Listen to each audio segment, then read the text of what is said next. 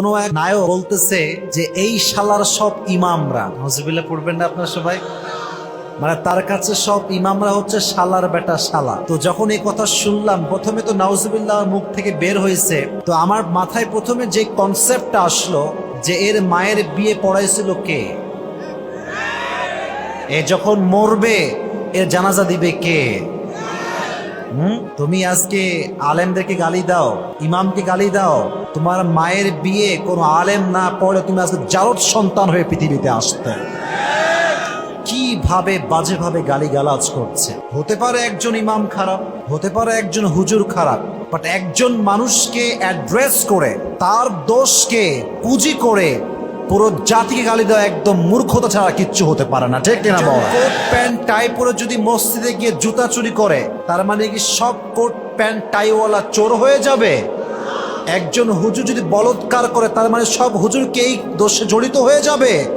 না, কাউকে দোষ দিয়ে কথা বলা ঠিক নয়। এখন কথা হচ্ছে এগুলো কেন করে তারা? They want to be viral. Viral হবে, ভিউজ আসবে, কমেন্ট আসবে। গালি হইলেও কি, কমেন্ট আসলেই আমি খুশি।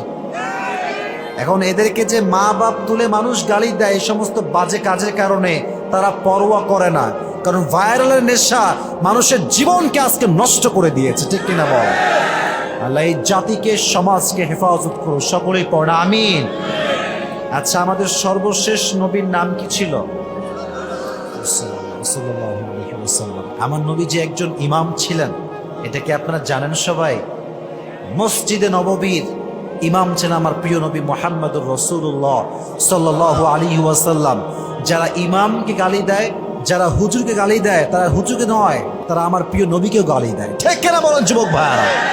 এই সমস্ত যারা ইসলামকে কটাক্ষ করে, ইমামদের গালি দেয়, এদের বিরুদ্ধে আমাদের কথাই স্পষ্ট। এদেশের 90% মানুষ ইসলামকে ফলো করে, অতএব আলেমদের কটাক্ষ করলে এটা মুসলমান ঘরের সন্তান বরদাস্ত করতে পারবে না, ঠিক কিনা? আল্লাহ এদেরকে পরিপূর্ণ হেদায়াত দান করুন, সকলেই মন খুলে পড়ে আমিন। এবং যত ফিতনা আমাদের এই দেশে আছে, সমস্ত ফিতনার থেকে এই জাতিকে আল্লাহ তাআলা মুক্ত করে ইসলামের সুশীতল ছায়া এসে আমল করার তৌফিক দান করুন, সকলেই পড়ে আমিন।